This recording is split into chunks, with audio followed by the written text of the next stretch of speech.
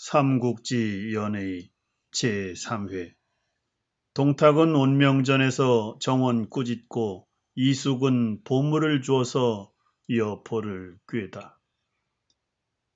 얘기를 하자면 조조는 그날 하진에게 이렇게 대답했다.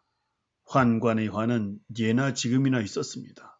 다만 황제께서 권력을 잘못 줘서 이처럼 되었습니다. 죄를 다스리려면 그 우두머리를 없애면 되고 그건 옥절 한 명에게 맡겨도 됩니다. 어째서 외지 군사들까지 불러들입니까? 환관을 다 죽이려 하다가는 반드시 탄로 날 겁니다. 저는 그 일이 실패할 것 같습니다. 하진은 화를 냈다. 맹독도 사심을 품고 있느냐? 조조는 물러나오면서 말했다. 천하를 망치는 자는 분명 하진이다.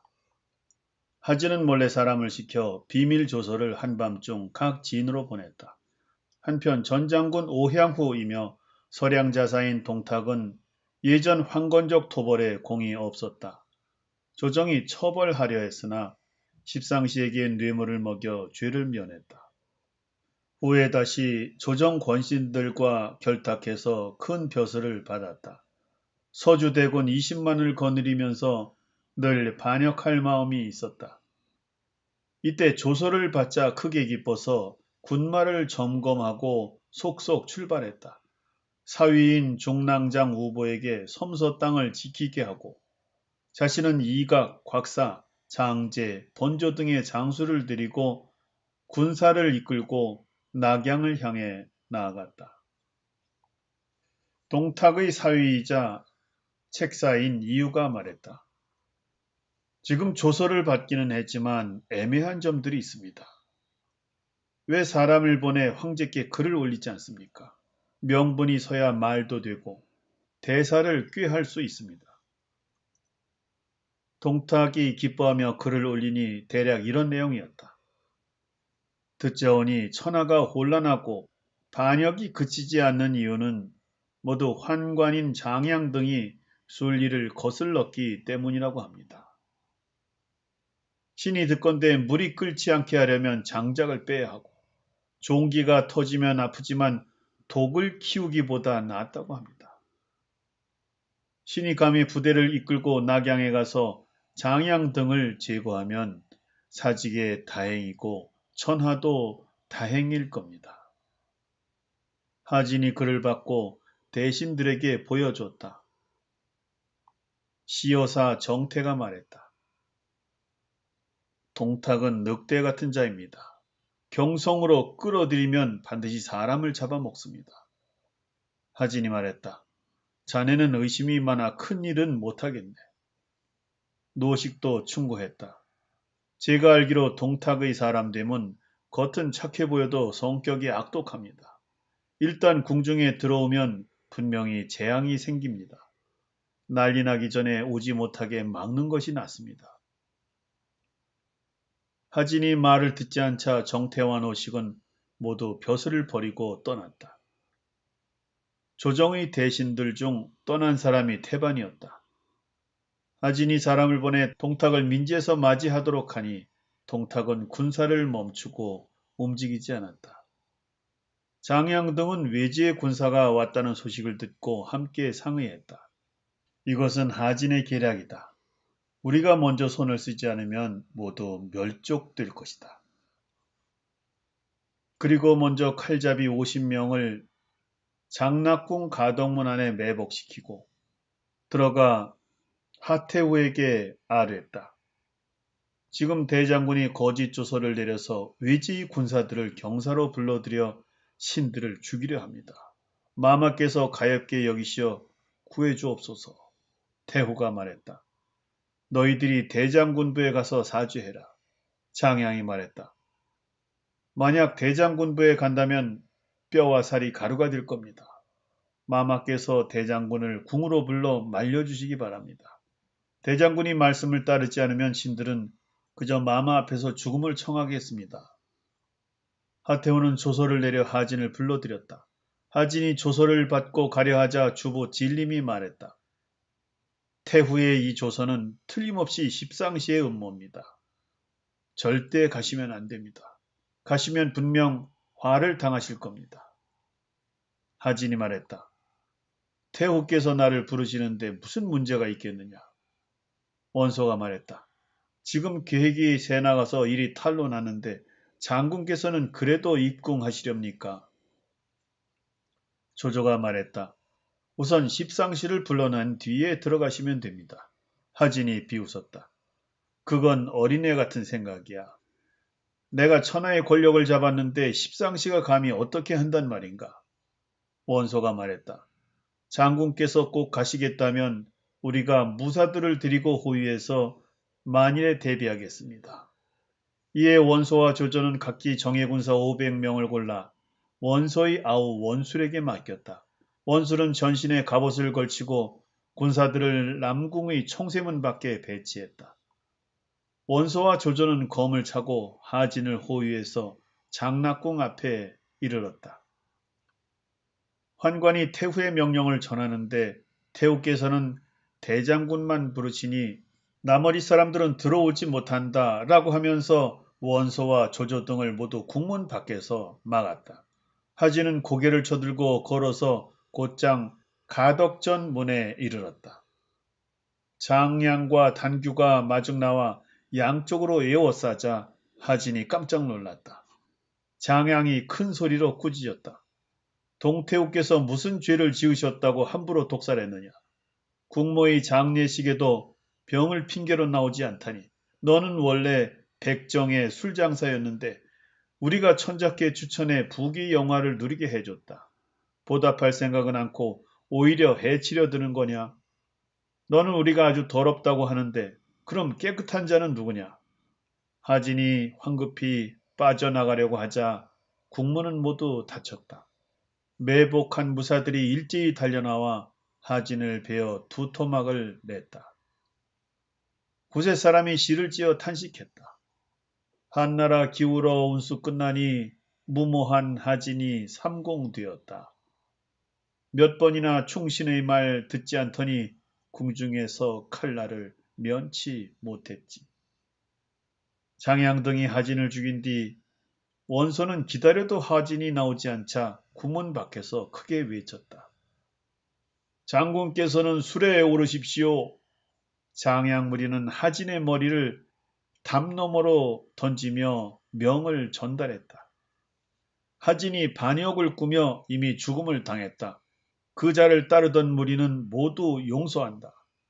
원소가 소리쳤다. 환관놈들이 대신을 모살했다. 저 악당들을 죽일 사람은 나를 따르라. 하진의 장수 오광이 총쇠문 밖에서 불을 질렀다. 원수는 군사를 끌고 궁궐로 쳐들어가 환관이 보이기만 하면 나이를 가리지 않고 모조리 죽였다. 원소와 조조도 궁전으로 들이닥쳤다. 조충, 정광, 하온, 곽승의 네 환관은 취화로 앞까지 쫓기다가 칼을 맞아 고깃덩이가 됐다. 궁중에서는 불길이 하늘을 찔렀다. 장양, 단규, 조절, 후람은 태후와 태자, 진료왕을 납치해서 안으로 들어가 뒷길을 통해 북궁으로 달아났다. 그때 노식은 사직고 떠나지 않고 있다가 궁중에서 변이 일어났다는 말을 들었다. 갑옷을 입고 창을 들고 궐문 아래에서 버티고 있었다. 멀리 단규가 하태우를 끌고 오는 것을 보고 노식이 소리쳤다. 역적 단규는 어찌 감히 태후를 납치하는가? 단규는 뒤돌아 달아났다. 태후가 창문으로 빠져나오자 노식이 구해냈다. 오광이 궁정으로 쳐들어가니 하묘 역시 검을 들고 나왔다. 오광이 외쳤다. 하묘는 환관들과 공모해서 자기 형을 죽였다. 다 같이 이자를 죽여야 한다. 모든 사람들이 호응했다. 형을 해친 도적놈을 죽이자. 하묘는 도망치려 했으나 사람들이 둘러싸고 난도질을 해버렸다. 원소가 군사를 나누어 십상시의 가족들을 죽이는데 어른 나이 가리지 않고 모두 죽여버렸다. 그러다 보니 수염 없는 자들이 다 죽임을 당했다. 조조는 한편으로 궁중의 불을 끄게 하고 하태우에게 대권을 맡아달라고 청했다. 군사를 풀어 장양 등을 쫓으면서 소재를 찾도록 했다. 한편 장양과 단규는 소재와 진리왕을 납치했다. 혼란을 틈타 밤새 북망산으로 도망쳤다. 대략 삼경쯤 되자 뒤에서 고함을 치며 사람들이 쫓아왔다. 앞장선 사람 하남 중부 연리 민공이 소리를 질렀다. 역적은 도망칠 생각 마라. 장양은 급박한 나머지 강에 뛰어들어 죽었다. 소재와 진리왕은 상황을 몰라 소리도 내지 못하고 강가의 잡불 속에 엎드려 있었다. 군사들이 사방으로 찾아도 황제의 소재를 알 수 없었다. 소재와 진리왕이 사경까지 숨어 있는데 이슬이 내리고 배가 고파왔다. 서로 끌어안고 울었으나 사람들에게 발각될까봐 풀숲에서 소리를 삼켜야 했다. 진리왕이 말했다. 여기서 오래 있어서는 안 되오니 살 길을 찾아야 합니다. 이에 두 소녀는 서로 옷자락을 묶고 강 기슭으로 기어 올랐다. 땅에는 온통 가시덤불이었고 어두워서 길이 보이지 않았다. 어떻게 해야 할지 몰라 하는데 갑자기 많은 반딧불이가 모였다. 빛을 비추며 소재 앞으로 날아와 빙빙 돌았다. 진리왕이 말했다. 이는 하늘이 우리 형제를 돕는 겁니다. 그리고 반딧불이의 빛을 따라가자 차츰 길이 보였다. 오경까지 걸었을 때 발이 아파 더는 걸을 수 없었다. 언덕 곁에 풀숲이 보여 소재와 진리왕은 그 위에 누웠다. 풀숲 앞에는 민가가 하나 있었다. 그 집의 주인은 이날 밤 꿈에 붉은 해 2개가 집 뒤에 떨어졌다. 놀라 깨어서 옷을 걸치고 나와 사방을 둘러보았다. 집 뒤 풀숲에서 붉은 빛이 하늘로 비쳤다. 황급히 가보니 웬 소년 둘이 풀숲 위에 누워 있었다. 집 주인이 물었다. 두 소년은 네 집 아들인가? 소재가 대답을 못하자 진리왕이 소재를 가리키며 말했다. 이분은 지금의 황제이신데 십상시에 난을 만나 여기까지 피해 오셨소. 나는 황제의 아우 진리왕이요. 집주인은 깜짝 놀라 2번 절하고 말했다. 신은 선황제의 사도 최열의 아우 최의라고 합니다. 십상시가 관직을 팔며 현자를 괴롭히기에 여기에 숨어 살고 있습니다. 소재를 부축해 집에 들어가 꿇어 앉아서 마실 것과 먹을 것을 드렸다. 한편 민공은 단규를 추격해 붙잡고 천자께서는 어디 계시느냐 물었다. 그는 중도에서 흩어져 어디로 가셨는지 모른다고 한다. 민공은 단규를 죽여 그 머리를 말의 목에 걸고 군사를 풀어 사방으로 찾도록 했다. 그 자신은 홀로 말을 타고 쫓다가 우연히 최희의 집에 이르렀다. 최희가 수급을 보고 묻자 민공이 상세히 설명했다. 최희는 민공에게 황제를 뵙게 하니 군신이 모두 슬피 울었다. 민공이 말했다.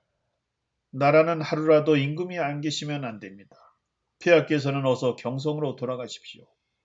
최희는 그 집에 한 필밖에 없는 여인말을 준비해서 소재가 타도록 했다. 민공과 진리왕은 함께 말을 탔다. 그 집을 떠나 삼리도 가지 못해 사도 왕윤과 태위 양표, 좌군 교위 순우경, 우군 교위 조맹, 후군 교위 포신, 중군 교위 원소 일행이 수백 명의 무리를 거느리고 거마를 맞이하자 군신 모두 울음을 터뜨렸다. 우선 사람을 시켜 단규의 머리를 경사로 가져가 걸게 하고 좋은 말에 소재와 진리왕을 태워 모시고 경사로 돌아왔다. 당시 낙양의 아이들이 노래를 불렀다. 황제도 아니오 왕도 아닌데 수만 기병 북망산 달려가더라. 이제 그 예언이 맞아떨어진 것이다. 행차가 몇 리도 가지 못했을 때 벼랑간 무수한 깃발에 먼지로 하늘이 덮이면서 한 무리의 인마가 달려왔다. 백관들은 낯빛이 변하고 황제도 소스라치게 놀랐다. 원소가 말을 몰아가 누구냐고 물었다. 수놓은 깃발 속에서 한 장수가 달려나와 물었다. 천자께서는 어디 계시느냐? 소재는 떨면서 말을 못했다. 진리왕이 말을 몰고 가 꾸짖었다. 그대는 누구인가? 동탁이 대답했다. 서량자사 동탁이요. 진리왕이 말했다. 그대는 임금을 보호하러 왔는가 아니면 겁박하러 왔는가? 동탁이 대답했다. 특별히 임금의 행차를 호위하러 왔소. 진리왕이 말했다. 임금을 호위하러 왔다면 천자께서 여기 계신데 어째서 말에서 내리지 않은가? 동탁은 놀라서 황급히 말에서 내려 길에 엎드려 절을 올렸다. 진리왕이 말로 동탁을 위로하는데 처음부터 끝까지 한마디도 틀림이 없었다. 동탁은 은근히 대단하다고 여기며 이미 황제를 바꿀 마음을 품었다. 이날 궁궐에 돌아와 하태우를 만나자 모두 슬프게 울었다. 궁정을 점검해 보니 나라의 옥새가 보이지 않았다. 동탁은 군사를 성 밖에 주둔시킨 채 날마다 무장 병사들을 데리고 들어와 거리를 누비자 백성들이 불안해했다. 동탁이 궁정을 드나드는데 전혀 꺼리낌이 없었다. 후군 교의 포신이 원소를 찾아와 말했다. 동탁은 분명 딴 마음이 있으니 빨리 제거해야 하겠소. 원소가 말했다. 조정이 방금 안정됐는데 가볍게 움직이면 안 돼요. 포신이 왕윤에게도 그 일을 얘기했다. 왕윤이 말했다. 천천히 상의합시다. 포신은 군사를 이끌고 태산으로 가버렸다. 동탁은 유혹의 손길을 뻗쳐 하진 형제의 군사를 모두 손에 넣었다. 그는 가만히 이유에게 말했다. 내가 황제를 폐하고 진류왕을 세우려는데 어떻게 생각하느냐? 이유가 말했다. 지금 조정에 주인이 없습니다. 이때 일을 벌이지 않고 더 늦으면 변고가 생깁니다. 내일 온명원에 백관들을 불러 모으십시오. 임금을 폐립한다고 발표하고 따르지 않는 자는 목을 치시면 위세와 권력은 바로 오늘에 달렸습니다. 동탁은 기뻐했다. 이튿날 잔치를 크게 베풀고 대신들을 전부 불렀다. 공경 모두 동탁을 두려워해서 누가 감히 오지 않겠는가. 백관이 다 모이자 동탁은 천천히 온명원 문에서 말을 내려 검을 차고 들어갔다. 술이 몇 순 돌고 나서 동탁은 술과 음악을 그치게 하고 큰 소리로 말했다. 내가 한마디 하겠소. 여러 관원들은 조용히 들으시오. 사람들은 모두 귀를 기울였다. 동탁이 말했다. 천자는 만민의 주인으로서 위험이 없으면 종묘와 사직을 받들 수 없소. 지금 황제는 나약할 뿐 진리왕은 총명하고 배우기 좋아해 황제를 이을 만하오. 내가 황제를 폐하고 진리왕을 세우려 하는데 여러 대신들은 어떻게 생각하시오? 대신들은 그 말을 듣고 감히 아무 소리를 못했다. 자리에서 한 사람이 탁자를 밀치며 뛰쳐나와 연회석 앞에 서서 외쳤다. 절대로 안 된다. 네가 누군데 감히 허튼 소리를 하는가? 천자께서는 적자로서 아무 허물이 없으시다. 어째서 함부로 폐립을 논하느냐? 네가 반역 찬탈하려 하는가? 동탁이 보니 형주자사 정원이었다. 동탁은 노해서 소리쳤다. 나를 따르는 자는 살고 나를 거스르는 자는 죽는다. 동탁은 검을 뽑아 정원을 치려 했다. 이때 이유가 보니 정원의 뒤에 한 사람이 서 있는데 생김과 풍채가 늠름하며 위풍이 당당했다. 방천 화극을 손에 쥐고 성난 눈길로 쏘아보았다. 이유가 급히 나서서 말렸다. 오늘 술자리에서는 나라 일 이야기는 그만하시지요. 내일 회의궁전에서 함께 의논해도 늦지 않습니다. 사람들이 권하자 정원은 말에 올라 떠났다. 동탁은 사람들에게 물었다. 내 말이 이치에 맞지 않소? 노식이 대답했다. 공의 말은 틀렸소. 옛날 태갑이 현명치 못해 이윤이 그를 동궁으로 추방했고 창업왕은 즉위한 지 겨우 27일 만에 나쁜 짓을 3,000가지나 저질러 곽광이 태묘에 고하고 폐위했소. 지금 황제께서는 어리지만 총명인자하시니 털끝만한 잘못도 없소. 공은 외지의 자서로서 일찍이 국정에 참여하지 않았고 또 이윤과 곽광 같은 능력도 없는데 어찌 폐립을 주도하겠다는 말이오. 성인 말씀에 이윤 같은 의도라면 몰라도 그게 아니면 찬탈이다 라고 하셨소. 동탁은 크게 노해서 검을 뽑아들고 노식을 죽이려 했다. 의랑 팽백이 충고했다. 노식은 사람들이 존경하는 분이니 지금 그를 해치면 사람들이 놀랄 겁니다. 동탁은 물러섰다. 사도 왕윤이 말했다. 황제 폐립은 취중에 논의할 일이 아닙니다. 다른 날 다시 의논합시다. 그러자 백관들은 모두 흩어졌다.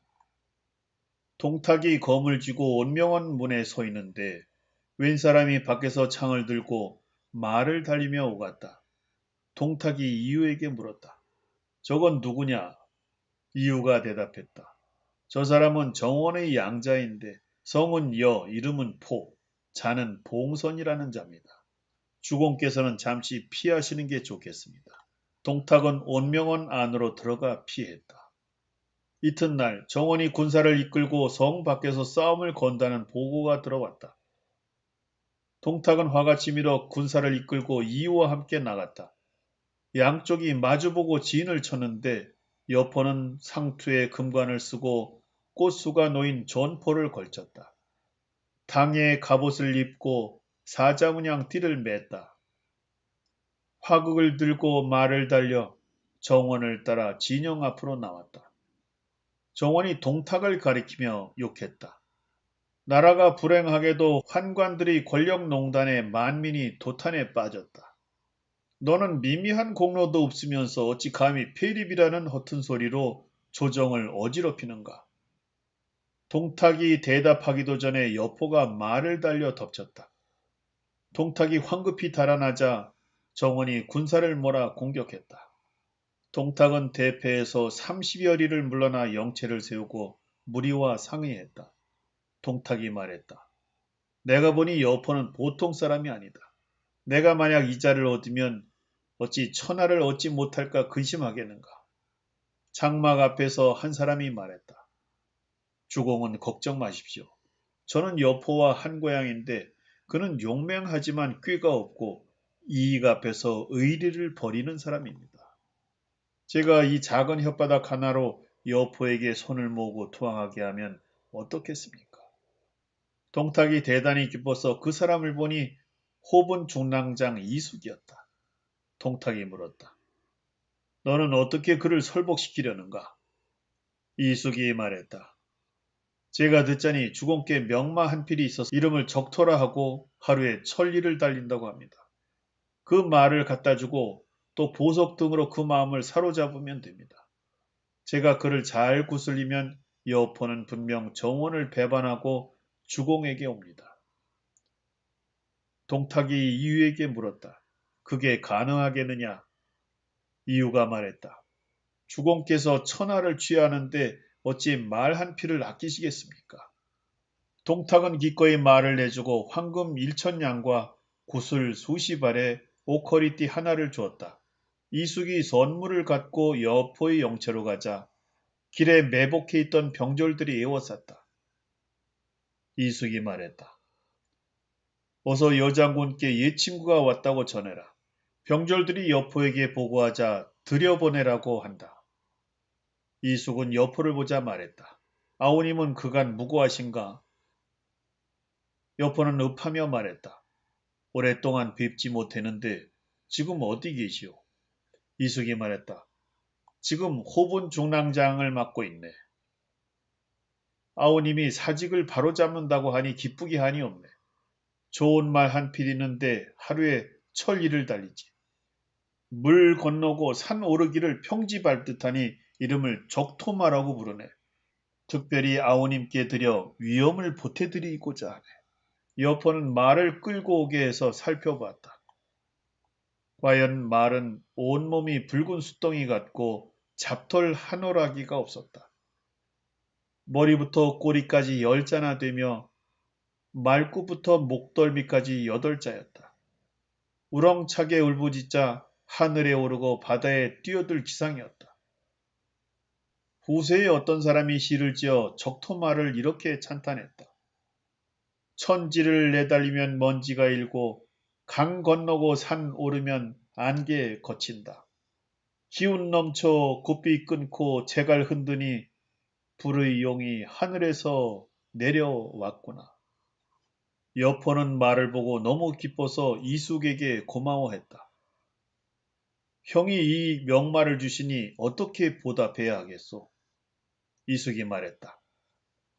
의리 때문에 찾아온 사람이 무슨 보답을 바라겠는가? 여포는 술상으로 대접하자 술이 거나할 무렵 이숙이 말했다. 내가 아우님과는 별로 못 봤지만 아우 아버님은 자주 뵀네. 여포가 말했다. 형이 취하셨군. 아버님이 돌아가신 지 오랜데 어찌 형과 만났단 말이오. 이숙이 웃으면서 말했다. 그 말이 아닐세. 지금의 정원 자살을 말하는 걸세. 여포는 미안해하면서 말했다. 내가 정자사 밑에 있는 것은 부득이해서요. 이숙이 말했다. 아우님은 하늘의 기둥이여 바다의 대들보 같은데 누가 흠모하고 존경하지 않겠는가. 부귀공명이야 주머니 속 물건을 꺼내는 것 같은 일인데 어째서 부득이 나무 아래에 있다고 하는가. 여포가 말했다. 진정한 주인을 만나지 못해 한스러울 뿐이오. 이숙이 말했다. 좋은 새는 나무를 가려 안고 현명한 신하는 주인을 골라 섬긴다고 했네. 기회가 있어도 보지 못하면 후회해도 소용없네. 여포가 물었다. 형이 조정에서 보면 어떤 사람이 일세의 영웅이요? 이숙이 말했다. 신하들을 두루 살펴봤는데 모두 동탁보단 못하더고. 동탁의 사람됨은 선비를 존경하고 상벌이 분명하니 결국 대업을 이룰 걸세. 여포가 말했다. 그를 따르고 싶어도 길이 없어 아쉽소이다. 이숙은 금과 굿을 옥띠를 꺼내 여포 앞에 놓았다. 여포는 놀라 물었다. 이런 것이 어찌 여기 있어? 이숙은 좌우를 물리치게 하고는 여포에게 말했다. 동탁공이 아오님 이름을 그동안 들으시다가 특별히 나를 보내 이걸 전해드리라 하시네. 적토마 역시 공께서 선사하는 것일세. 여포가 말했다. 공께서 이처럼 아끼시는데 제가 어떻게 보답해야 하겠습니까? 이숙이 말했다. 능력 없는 나도 호분 중랑장이 됐는데 아오님이 거기 가면 그 지위는 말할 수 없을 걸세. 여포가 말했다. 송구스럽게도 티끌만한 공도 없어서 만나뵐 선물로 삼을 게 없소이다. 이숙이 말했다. 공로는 손을 뒤집듯 쉬운데 아오님이 하지 않을 뿐일세. 여포는 한참 있다가 입을 열었다. 내가 정원을 죽이고 군사를 이끌어 동탁공에게 가면 되겠소. 이숙이 말했다.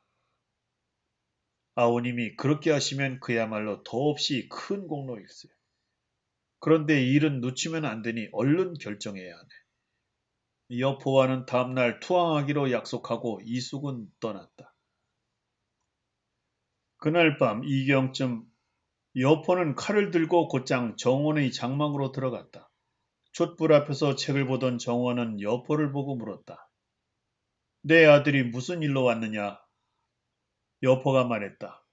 내가 당당한 장부로서 어찌 너의 아들 노릇을 해야 하는가? 정원이 말했다. 봉선은 무엇 때문에 마음이 변했느냐? 여포는 다가가서 단칼에 정원의 머리를 자르고는 큰 소리로 외쳤다. 여봐라, 정원이 나쁜 짓을 해서 내가 죽였다.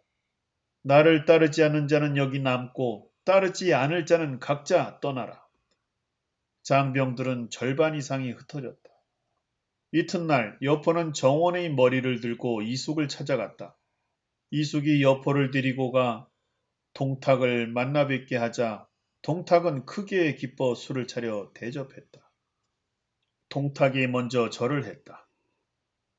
동탁이 장군을 얻었으니 마른 새싹이 단비를 만난 것 같소. 여포는 동탁을 자리에 앉히고 절을 올렸다. 공께서 버리시지 않는다면 저는 공을 양아버지로 모실까 합니다. 동탁은 여포에게 금 갑옷과 비단을 주고 크게 술을 마신 뒤 헤어졌다. 동탁의 위세는 이때부터 더욱 커져서 스스로 전장군직을 겸하면서 아우 동민에게 좌장군직을 주고 호후로 봉해했다. 여포는 기도의로 삼고 중랑장직을 주며 도정후로 봉했다. 이유는 동탁에게 황제 비립 문제를 서두르라고 권했다. 동탁은 성중에서 연회를 베풀고 대신들을 불러 모았다. 여포에게는 갑사 1천여 명으로 좌우에서 호위하도록 했다. 이날 태부 원외 등 관원들이 다 모였다. 술이 몇 순 돈 다음 동탁이 일어나 검을 뽑아들고 말했다. 지금 천자가 무능해서 종묘를 유지할 수 없소. 내 이제 이윤과 곽광의 고사에 따라 황제를 홍농왕으로 폐하고 진류왕을 황제로 세울까 하오. 따르지 않는 자 있으면 목을 치겠소. 신하들이 두려워 대답을 하지 못하는데 중군 교의 원소가 벌떡 일어나서 앞으로 나갔다. 천자께서는 즉위하신 지 오래지 않았고 아무 잘못도 없으시다. 내가 적자를 폐하고 서자를 세우겠다는데 그게 반역이 아니고 무엇이냐. 동탁은 화를 냈다. 천하의 모든 일이 나에게 달렸다. 내가 지금 하는 일을 누가 감히 따르지 않겠다는 거냐. 내 눈에는 내 검이 날카롭지 않아 보이느냐. 원소도 검을 뽑아들었다. 네 검이 날카롭다면 내 검은 날카롭지 않은 줄 아느냐. 두 사람은 그 자리에서 팽팽하게 맞섰다. 그야말로 정원이 의롭게 먼저 죽으니 원소가 다투지만 위태롭구나. 원소의 목숨은 어떻게 될까? 다음 이야기를 들어보시라.